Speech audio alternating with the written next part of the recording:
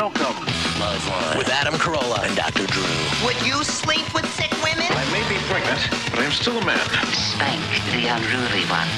It's indecent, it's vulgar, it's blasphemous. I'm gonna ride you till you can't stand up. Come on, let's go down. All right, keep your shirt on. Loveline's meant for an adult audience. Loveline may contain sexually oriented content. Listener discretion is advised. Here's Loveline with Dr. Drew and Adam Carolla. Yes, phone number 1-800-LOVE-191, fax number 310-854-4455. I'm Adam Carolla. That is Dr. Drew. He's a board-certified physician and addiction medicine specialist. And tonight, the guest is the love that the two hosts will find. We've been looking for that for quite some time, haven't we? Oh, you're so droll, Drew. Did I give the phone number? Yeah. And the fax number? Yeah. Okay, I want to talk about a couple of quick things. First, on the way in here tonight, stopped off at the gas station. If you live in Los Angeles or any metropolitan city these days, and you go to a gas station at night, you have to talk to a guy through bulletproof glass. Right. And, you know, they never really worked out a good way to speak through that thing. Right. I know sometimes they have a vent, or sometimes they have like an intercom. Yeah, intercom, right. But it's never quite right. Right. And there's usually a little language barrier going on. And you're always sitting there going, it's Abba Zabba Bar. Wait, Jim. Big Peter Paul, Abba Zabba. And then the guy does this one where he goes over like the candy section, or he goes into the cooler and just starts holding stuff up, and you're waving it off like you're out on a carrier deck and a plane's coming in, and he's holding up a Butterfinger. No! You're waving frantically. Anytime the police are slowing down as they drive past, right? Then he gets the Abba Zabba. Yes, you wave him in. So, anyway, I was just thinking, there was a whole family. I pulled up, and there was a whole family in front of me. Mom, Dad, and 4 kids, all between the age of 3 and, let's say, 7. In line to pay the cashier? Yeah, they were getting stuff from the cashier. Now, something that we have in Los Angeles, most of these don't have yet, is these rapid gas stations. You go and you shove your card in, the damn gas comes out faster than you get back in your car. Right. So why do you even deal with a person anymore? I don't know. I mean, it's like, yeah, you may not have this around the country, but it's coming. If you ever watch NASCAR and you see them pull into the pits, and a couple of big guys with handlebar mustache just dump 40 gallons into the back of some Dodge, and then they speed away while gas is flying out of the back. Wouldn't it be ironic if I were shot because I had to be there an extra 10 minutes arguing with the guy through the bulletproof glass who couldn't hear me? Right. The glass is there for his protection. Right. Meanwhile, I'm getting shot because it's taking me an hour and 45 minutes to score an Abba Zabba. Oh, yeah. All right, so anyway, there's this family. And there's always a problem with the box, too. There's a sliding metal tray. And the thing is you got to slide the money in before they slide the stuff in. Like, they could be holding the Abba Zabba, and you could be holding the dollar. But the Abba Zabba does not go into the sliding tray until you drop the buck in and it slides over to their side. Right. It's like the DMZ there. Charlie's on the inside. So, anyway, Charlie's in there, and he's arguing with this Latino family that's on the outside. And here's basically the whole gist of the thing. The kids were real excited because they got Doritos and candy and soda. And you could just see them waiting in anticipation for the metal box to come sliding out. It's a lot like prison when you go for, it's like visiting the guy in prison. Right. Someone frisk you, you could slide stuff back and forth, but only using the metal tray, and you have to kind of talk to them using sign language through a thick glass. You didn't press yourself up against the window, did you? I put my breast up against it. But the point is this, Drew. I saw these 4 little kids, like I said, age 3 to 7, all anxiously waiting for their goodies to come out the other end of this metal box that some guy handed to them. Right. And I thought, Jesus, this is pathetic. Yeah. I mean, like, I'm not that old. But I can still remember being a kid and going over to see Mr. Quigley down at the 5 and Dime or something, and just walking up and down and getting some candy and flopping it down on the counter. Now tell me honestly, what was the actual thrill you had? Cramming the Chico sticks in your pants and trying to get past Mr. Quigley, right? No, That's what you actually did. I used to wear a derby. Yeah, right, okay. I used to wear a derby like Clockwork Orange, and I'd go in there and put a bunch of hard candy in this hat and walk out. It was like, hey, Mr. French has come by again to do some shopping. And I had a big army jacket with big pockets in it, and my friends would go in there and stuff me full of All candy. right, so and that's then what you missed. Chico sticks? I thought you said chicken sticks. No, Chico stick. Chico stick. Yeah, okay. Yeah, I know what that is. It's kind of a weird name. It's it's like a hard churro. It's like a fast food churro. With a Butterfinger on the inside. It's like what a Twinkie is to a Danish. Yeah. A Chico stick is to a churro. I don't know why. You think the thing's going to taste like chicken broth or giblets or something. It's a bad name.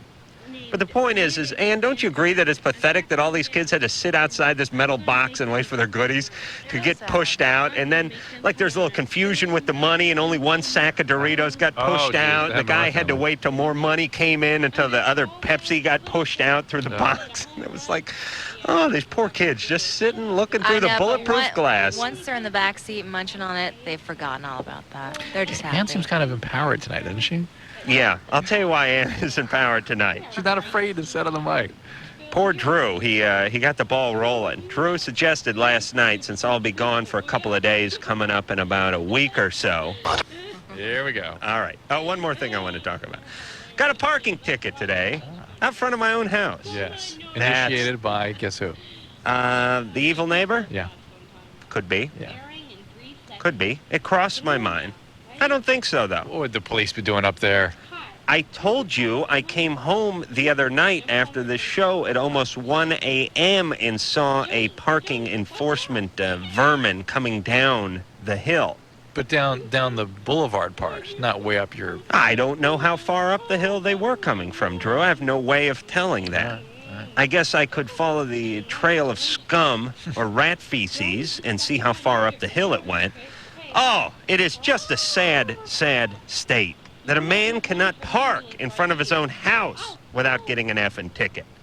My street was closed down on one side for 8 months. They didn't do jack about it. I parked in front of my garage. I was facing the wrong way. Oh, no. And there's no parking on the other side of the street. You see what I'm saying? Yes. You know how these hill streets go? You can't park on both sides of the street. Otherwise, you couldn't get, you could just get a moped through the middle.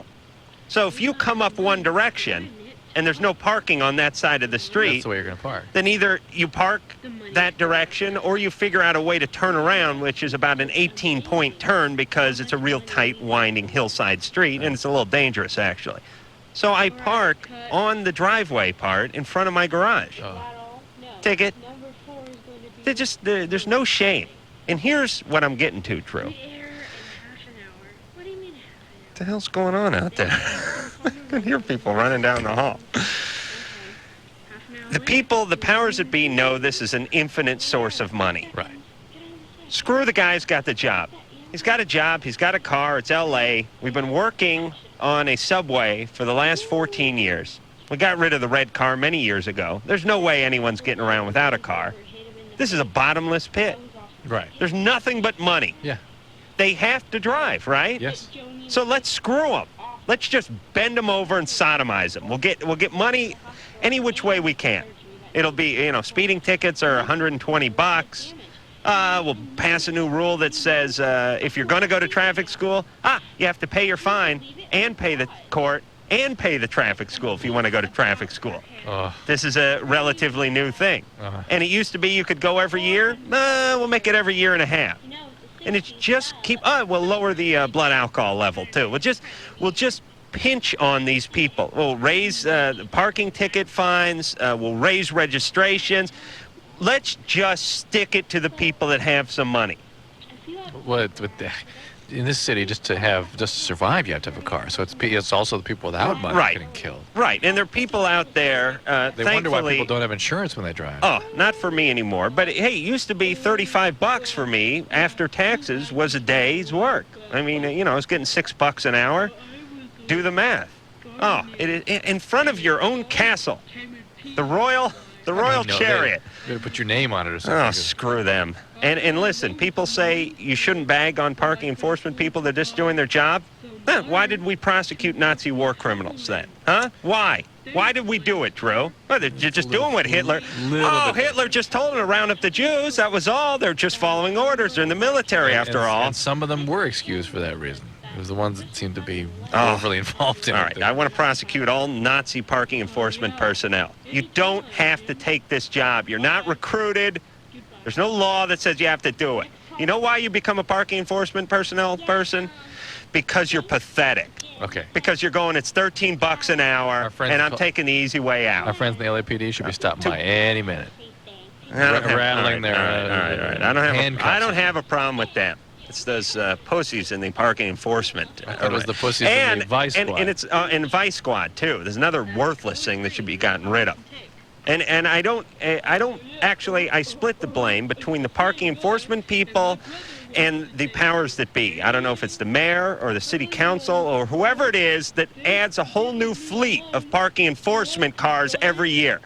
When all Make they some do money. is whine about, yeah, but we can't get cops on the road. Oh. How come every goddamn time we say, hey, the public doesn't feel safe. Do you think you could put more officers out on patrol? No, we don't have the funds for that. We can't fund that. We don't have enough money for Well, that. the putting- Those guys want $35,000 a year. Yeah, but putting those guys on when they're not creating a cash flow by turning people Oh, upside that's down true. and shaking them, Oh, they don't have the funds yes. for it. Look at the positive cash flow. Yeah. You pay a guy $13 an hour. He's writing 15 tickets an hour. Oh, it's huge. Oh, that's huge. And those Chevettes get great gas mileage. Imagine how much one good Chevette with one good pathetic parking enforcement guy is bringing in each year. I mean, what is it? $500,000 Oof. and we pay him $28K? That'll give him a piece of the action. And this quotas thing is ridiculous. This is ridiculous. Every time they say we have no quotas, that's lying. They should be brought up on perjury charges for that lie. You take a job as a parking enforcement guy, don't write a ticket for a couple of weeks. See how that goes. See how that works with the boss. You're out of there. Obviously, there's quotas. We don't have quotas. You just have to write a certain amount each day. Oh, it's pathetic. Let's just drain the people that work. That's it. They got a job. Let's ream them. Dave. Quotas make me sick. Thank you, Dave. You're 21. Yes, I am. I was very good at analogies on my SAT, so I just put this one together. A Chico stick is to a churro as a Reese's Crunchy Cookie Cup is to the regular Reese's. No? Yeah, Kind of. that's, well, to me, what I'm trying to say about the Chico stick is How that the it's, heck did you isolate that part out of the SAT? They just give you a score. Well, I just know that I did very well at those, Dr. Drew.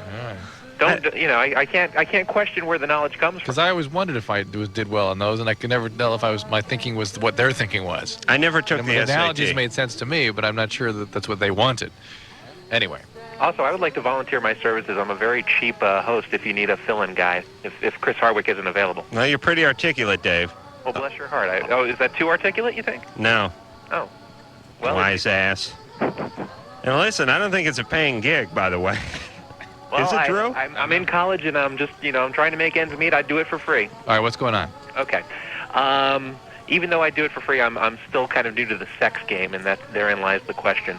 I'm still kind of new on the whole position thing. I'm pretty much a virgin, for lack of a better term, and I think virgin is the term. well, it is the term. I mean, I've tried a couple times and basically haven't delivered.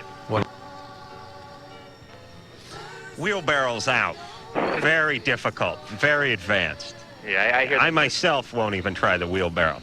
Okay. The missionary sounds pretty... What is a... Huh? I don't want to ask. Okay. Doggy... You've never wheelbarrowed, Dr. Drew? He calls it something else, I think. Ah. Drew, you can't picture the wheelbarrow? No. Come on, get down in a push-up position and let me show you the wheelbarrow. Take your shoes off.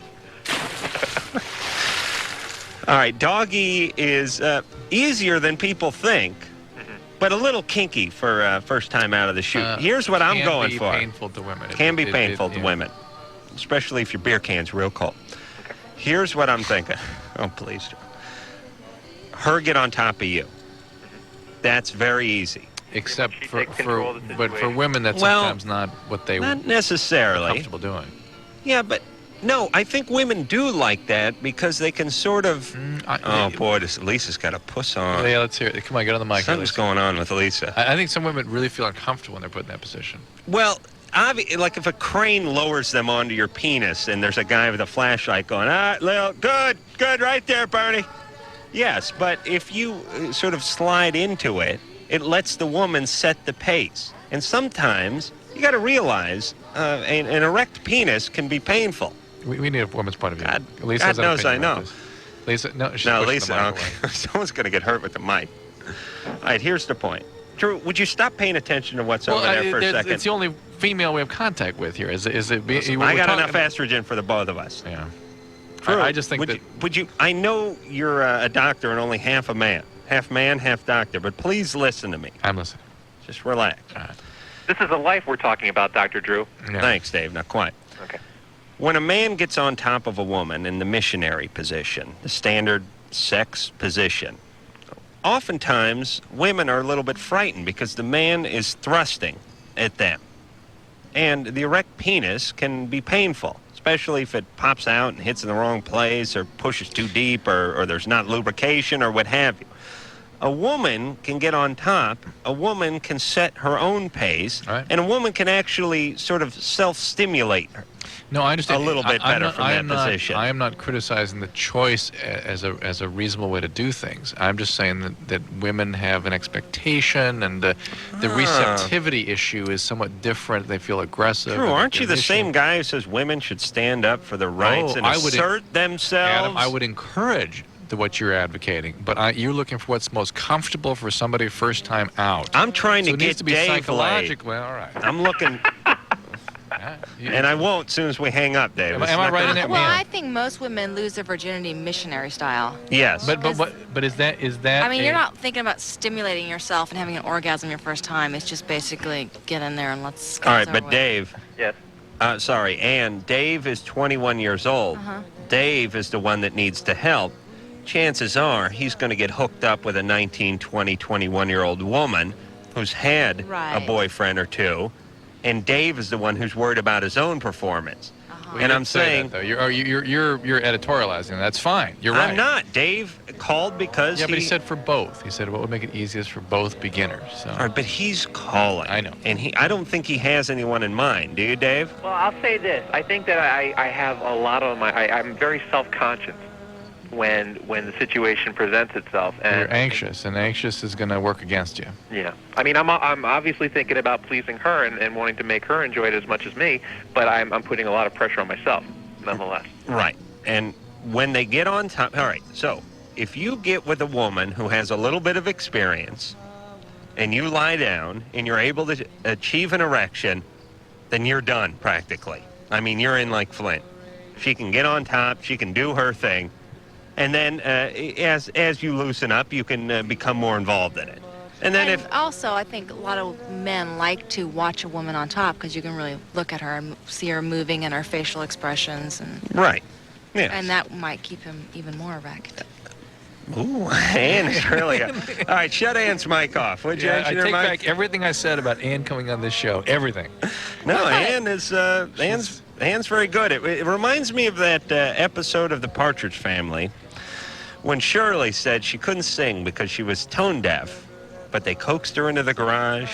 Danny got going on the guitar or the bass. Tracy started smacking that tambourine against her ass, and Shirley Jones came in and sung like a nightingale.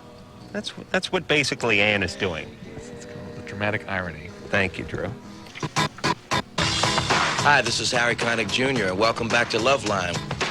Yes, phone number 1-800-LVE-191, fax number 310-854-4455. I'm Adam Carolla. That is Dr. Drew. Dwight Yoakam will be in here Thursday night. And until then, it is Drew and myself, discovering the love. Well, Drew, you know you've arrived as a celebrity when you've been invited to race in the Jet Jam 97. What the hell's that? Oh. It's, you know those Sea-Doo watercrafts? Yes. You know what I'm talking about? Yes. These. I'm frightened that you know, Drew. This is a part of popular culture. I rode one once. It's really the white trash mobile. Okay. Anybody who owns one of these things is just pure white trash. You know my theory that the white trash goes down to the lake for the weekend. Right. And the albino white trash, to the river. The river beckons the white trash. It is a white trash fest down at those rivers and lakes, especially during the summer. I've been asked to race in the jet ski classic. There's like a buoy, and you go around it, and you circle back around, and you come back. But here's the deal. You win that baby, You get a Sea-Doo. you get a Sea-Doo. Oh, Adam, you're quivering. So they're like, hey, you want to do this Jet Jam thing? I don't know. Hey, you win a Sea-Doo. Oh, what's that worth? Between $6,000 and $7,000. Oh, what time do I have to be there? And she's like, and all of a sudden I'm getting real serious. I mean, actually, I'm trying to get in shape and stuff. I don't know quite how you train. You take longer showers, or there'll be no masturbating for 2 days before the big race. You gotta keep those legs strong. I got to keep my edge. Yeah. Eye of the tiger. I want to go in hungry. So the thing that's funny is I'm talking to the woman, and she goes, "Now you want to come down and do like a practice run?" And I go, "Yeah, why not?" "Well, Drew, this is $7,000." All right. And people say You're to me, assuming you're gonna win. "Well, if I win, it's $7,000." No, but there'll be a lot of other guys that are probably I'm have some taking experience. on a bunch of wussies like local weathermen and stuff. Come on. Okay. I think this Ian Ziering may be my only real competition this year. But the point is this. People say, well, what are you going to do with this thing if you win? You're gonna give it back to him. Give it back to him. What are If you I gonna- win, What are you gonna do with it? I already got an ad in the recycler going. Right, that's I mean, are you kidding? Right. I'm going to have, as soon as I get up there and they present me the keys to the new Sea-Doo up on the podium, I'm starting a bidding war. And in terms of your enthusiasm about going for this thing, you can cut the worth in half because it is income at that point. Oh, you mean if you sell it? You're giving half to Uncle Sam. Oh. I mean, I have to pay the government for my prowess on the water? Yes. Oh, for Christ's sake. I won't report it. They'll never know. Speaking of your celebrity status, I saw Lori Keitlinger last night on Politically Incorrect. Oh, for Christ's sake. I tell you, it is Refuge of the Damned on that show. I saw her, what was it, Sunday I night? think last night. No. Night before this? Wait a minute. It was last night. Yeah. That's right. Laura Keitlinger is the audience girl on our show. Yeah. Excuse me, my show. Drew's doing Politically Incorrect. In a couple weeks. Oh, every time it's like, hey, you know how Urkel is the neighbor on Family Matters? His neighbor is going to be on Politically Incorrect. But would they ask me? No. I love that. What is that? I don't know. Why don't I get any respect? I'll tell you why, Drew. Why? They're scared. Oh, I see. You might show up Bill Mayer. That's Bill right. Maher, Yes, chew them up and spit them out. Like so much cud. Yes. All right, and where was I? All right, so I'm going for broke this Saturday with the old Sea-Doo thing. I'm hoping I'm going to win that baby. So here's the funny thing. I'm talking to the woman on the phone, and she says, yeah, these babies are worth $7,000. I say, $7,000? I want to come down there. I want to practice. I want to try one of those babies out. And then her next question is, do you have a Sea-Doo? And I'm like, if I had a Sea-Doo, I wouldn't drive down to Anaheim just to test one out. I'd be on it already. Wow. So you're all in for a big steak dinner if I win that damn Sea-Doo. All right. I'll find out who the competition is. I think it's Christopher Nance, a local weather guy. Should be able to take him. And it's one of the kids from Home Improvement, the one they don't talk about. I can't remember which one that is, but it's not, it's not the one that's doing all the Not Disney Jonathan movies. It's the other Taylor, one. whatever, yeah. Yeah, it's a bunch of stars that are either on their way down or haven't quite started their way up. I think I would be the one that hasn't started his way up yet. So you either catch him coming down or catch him going up. It's never like, Denzel Washington Right. and Clint Eastwood are elbow and elbow going around the first pylon. It's a bunch of quasi-stars, but that's all right. I got no pride. I'll go down there. And they give you a wetsuit and everything. So. You get a wetsuit? Oh, yeah. Oh, that's cool. Looks like a good time. She's like, what's your wetsuit size? Oh, my Jacques Cousteau? What the hell do I know? What's my wetsuit size? All right, what's your helmet size? I don't know. Think back to football. Give me a medium. Yeah. And if it's not, I'll get Christopher Nance's and put it on. I'm sure he wears the large. All right, Drew, you ready to go back to the phone? Please, let's go. Mark. Hello. Hey, you're 15. First of all, I want to say you would kick Bill Maher's ass. Yes. And I think Drew should kick his ass for you since you won't be there. I think you should wear a T-shirt that says, Adam has left the building.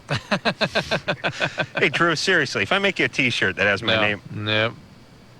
I'll hold up a sign, though. Oh, shut up.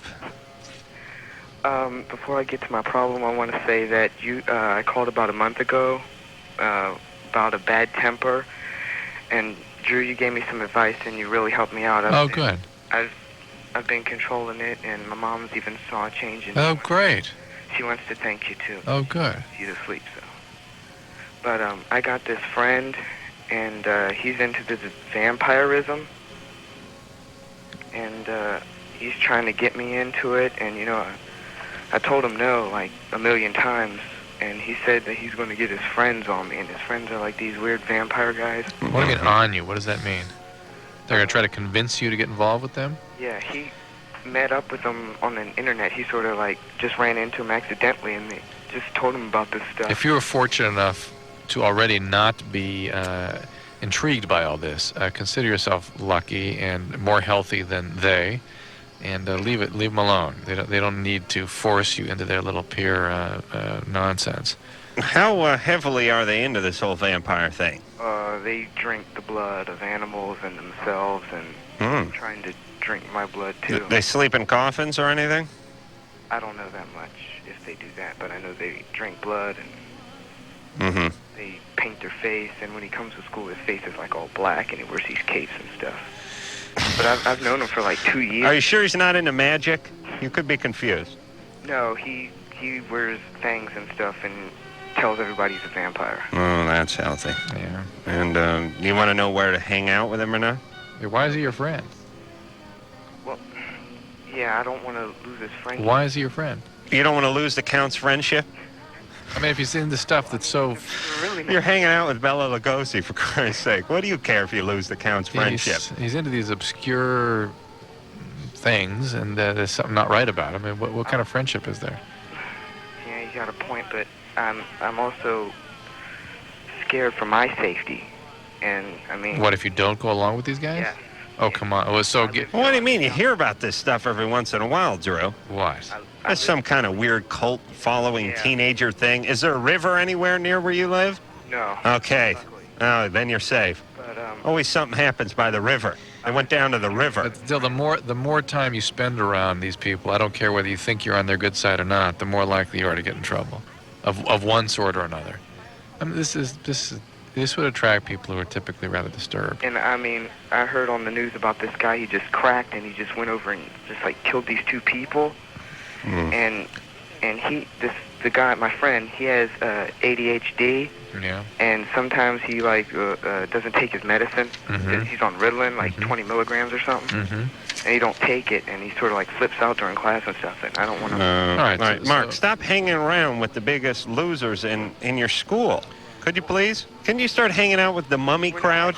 We're not like best friends, but I just like the groovy ghoulies. All my classes, and all right, good. You're not best friends. Then he'll understand when you don't take up with him and his cavorting band of neck biters. Just forget it. Don't do it. Okay. It's a dumb question. You're a big boy. You're on the right path, Mark. Thank you. We appreciate it. Hey, here's an email about ADD, ADHD. So, to me, it says, last night you made the comment again regarding ADD and alcoholism. I asked my own doctor and my uncle, this is funny, who was a brain surgeon but switched over to photographic resurrections. I don't know what that means. Maybe the word maybe it's, what is that, magnetic No, photograph but maybe it has something to do with the brain. What is, anyway. Wait a minute, Drew. What is the, magnetic resonance imaging scanning? No, there's MRI. Yeah, but what's the R? Resonance. Magnetic okay. resonance scanning. How much of the word of resonance you said do I it, have? and I went on. Oh, you didn't say anything. All right. Then he says you're irresponsible for saying what you said about attention deficit disorder. Let me just people hear what they want to hear. It just really is amazing. And please, people, learn how to listen. Let me reiterate what I've said about this disorder is that attention deficit disorder and alcoholism seem to share a common genetic link, and it's very common for people with alcoholism to have had ADD when they were younger. And because effective treatment of ADD prior to the age of 15 clearly is stimulants, and not using stimulants actually increases the risk of somebody becoming a more significant addict when they get older. It actually decreases the risks of personality disorders, other psychiatric disturbances, and severity of addiction later. However, after 15, the stimulants tend to be a source of momentum in addiction if somebody has ADD and alcoholism, and they are common concomitants. And ADD in adulthood is relatively uncommon. And in my experience, people that come to me and say, I've got ADD, you've got to treat me with stimulants, are usually addicts looking for an other solution to their addictive problems. Yeah, but his uncle's a brain surgeon, Drew. Yes, just listen to my words. Just hear what I mean to say. Maybe not what I actually say. Hear what I mean to say. All right, as long as we're ragging on Drew, where the hell's that other email that's ragging on you? One. Is it this one? Yeah. All right, here's another piece of email. This is from David. From one physician to another, Dr. Drew should object to Loveline guests smoking while on stage. What does it say to the viewers when Slash is allowed to chain smoke only feet away from the board-certified physician?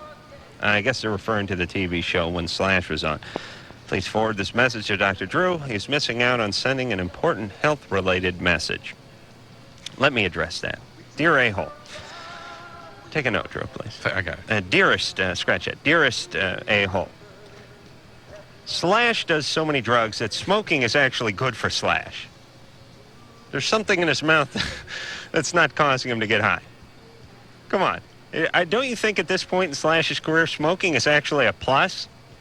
People are excited to see him pick up only a cigarette. This is what Slash does. He's a smoker. People know Slash smokes. Look at Slash.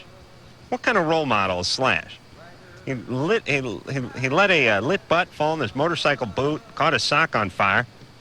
He's got hair like a sheepdog, tattoos all over his body. Meanwhile, he's the nicest guy in the world. And the whole point of Loveline is having people on who you may not agree with, but who kids understand. And you put them on the show, and you see if they can dispense a little advice and maybe have something in common with the viewers. And also for us to point out the consequences of their behaviors, too, without, as we're trying carefully to do, without being judgmental. Right. And to the extent that we created a sterile environment, we're judging their behaviors that they're already doing. And they will reject us if we reject them. So. Right. So the second... Not that I disagree with the basic principle, but it just doesn't work. The second Drew starts passing judgment on either the listeners or the celebrity guest is the minute that the show turns into what it would turn into if other doctors were doing the show, which would come on an AM station probably about 4 a.m. on Sunday mornings and get no ratings at all because it'd be two boring idiots with glasses sitting around bashing smokers. Thank you, and that is our reply. Drew, please get that in the mail. Yeah, this is Slash from Guns N' Roses and Snake Pit. And you're listening to Loveline with Adam Carolla and Dr. Drew. Yes. What is Slash up to? The nicest guy in the world. Smokes a lot of cigarettes. Enjoy Slash while you can, ladies and gentlemen. Right, that's right. Real nice guy, though, isn't he? Yeah. And you know what Slash is? He's a sweet guy. Yeah. He's kind of soft-spoken. He's very, he's like cuddly. Mm. And it's great. Every time you see Slash, it's like a first date.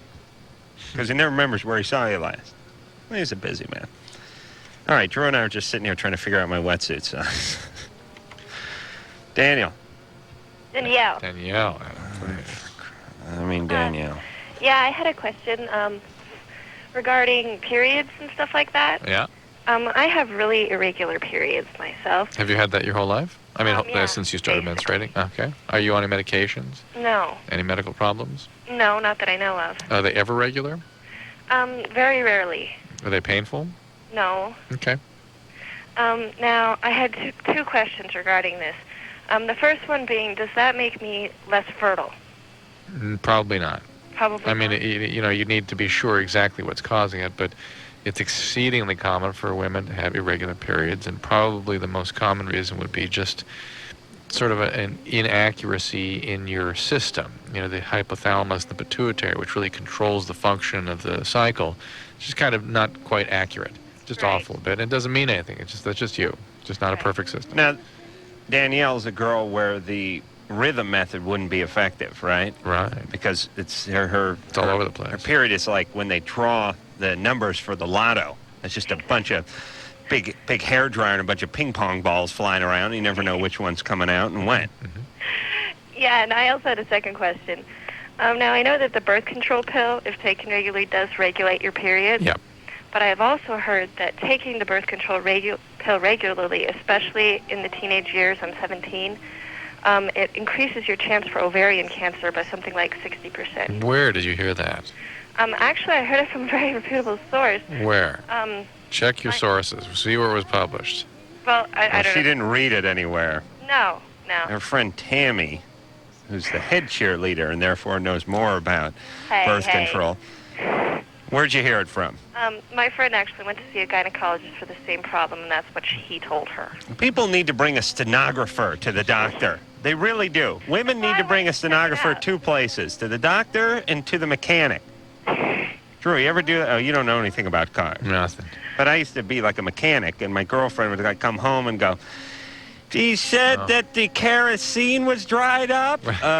She didn't say kerosene, honey. There's no kerosene. He said kerosene. Right. Then you start getting into those words. He said that the arburator. The arboretum. Alternator? No. Carburetor? Yes. It's a great game. This would be the greatest game show in the world.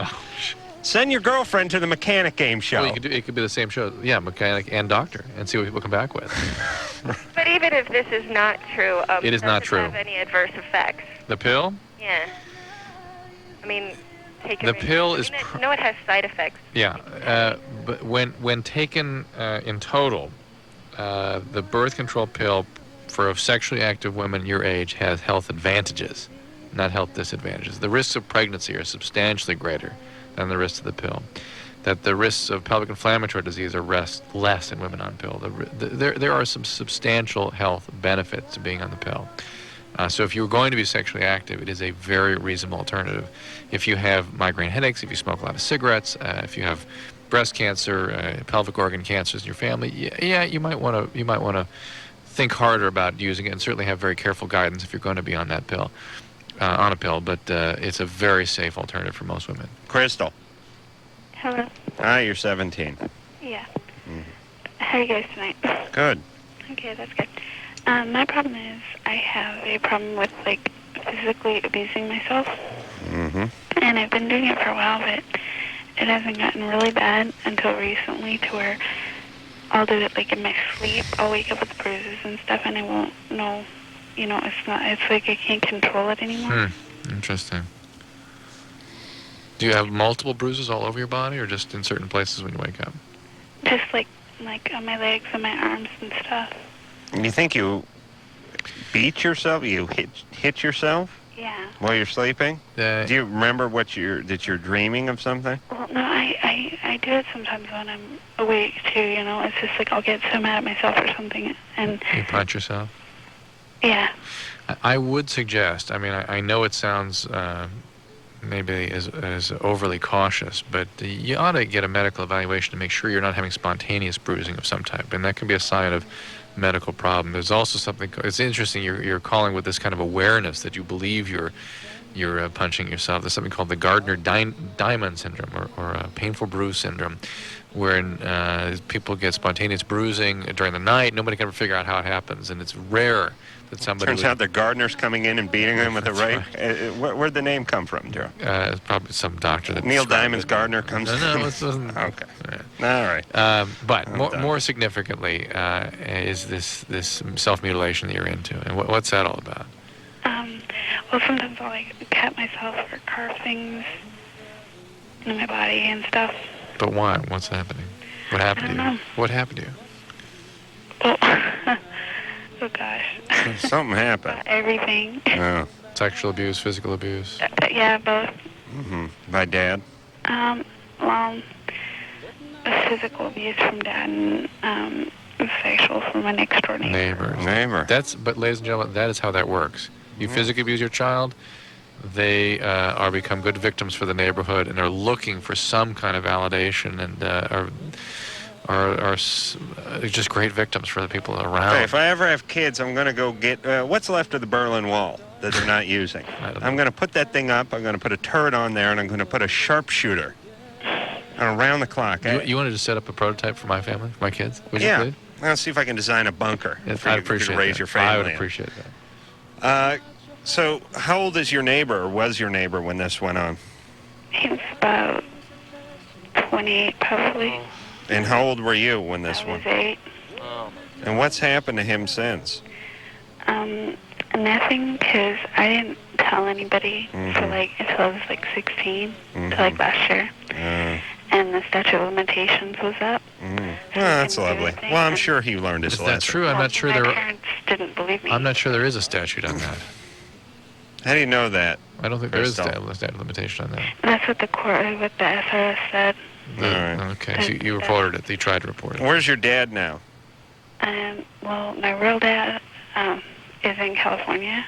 Is he the abusing one? No, because they got divorced when I was 11 months old. Stepdad was the abuser? Yeah. Always very presumptuous to abuse a child that isn't your own. Yeah. I always thought. You're the step parent. You're beating up on the kid. Yeah. I know it. It's. Look, I'll believe anything these days. You know what I'm talking about? When you at least think that the dad would come in and show you what for. Yeah. I mean, I sort of understand that. Or the mom would really react because it's not yours. I mean. Right. Oh, your mom deserves a kick in the tuchus just like this guy deserves one in the groin. Well, they're not really all there. Are they addicts? Yeah. Yeah. All right. So it's total chaos, Crystal. Yeah. And it's no wonder that you're putting the alphabet in your arm with a steak knife. I mean, I'm surprised that's all you're doing, quite honestly. But you understand why you're doing it, right? Yeah. You listen to the show? Yeah. And you can kind of hear the patterns. I mean, when people are acting out and what they've been through and all that kind of stuff. All right, so what we got to do is get you some help, or you got to get you some help. Well, I was going to counseling for a while, but we didn't really get into that. We were more on the sexual abuse thing. But my parents said they didn't want to drive me out there anymore, so they quit taking me. Oh, I'm calling an airstrike, Crystal. I'm going to talk to you off the air so you'll be out of the trailer when the F-18 Tomcat comes strafing by. I'm guessing the sheet metal will be pretty easy to pierce with those spent uranium 40-millimeter bullets. I live in a house, so... Don't worry, they'll go right through the stucco. No problem. I'd like you to tell me which one the bedroom is, though. Okay. Oh, all right. When can you get out of there? In 3 months. 3 months? What's your plan? Me and a couple of friends are getting an apartment. What about school? I'm finishing school, definitely. All right, and don't worry about school for now. I mean, listen, seriously, you gotta work, right? Where are you gonna work? I don't know. I have to get a job before school starts. You're not gonna be a stripper or anything, are you? No. Yeah. All right. You need to get yourself a job. You need to get out of the place. And then, here's the deal. Get yourself some help. I mean, she knows she needs help. She knows she wants help. Yeah. Here's the deal, Crystal. You got a lot going for you. Unfortunately, you got plopped down in between Tweedledee and actually Tweedledum and Tweedledummer is who you got plopped down in between. And it's a horrible situation. But you're already smarter than these people. So lay low for a couple of months. Try not to talk to your mom or your stepdad or your real dad. And when you save up a little money, get out of the house, get an apartment, but don't get into that whole thing where you move out with a bunch of junkies. Yeah. You know what I'm saying? Yeah. Well, the whole thing is, I'd feel bad about moving out because I basically do everything there is out around here. Crystal, you have no obligation. Get out of there. Get out. They're big people. They're adults. They will take care of themselves. And they've certainly not been doing anything that would lead me to think that you owe them anything. Oh, boy. I blame Mom, ultimately. I blame the guy. What happened to Mom? Oh, something happened to Mom. Yeah. Yes. Yesterday's victim is today's criminal. And all three players, right? Mom, Dad, and Stepdad. All three.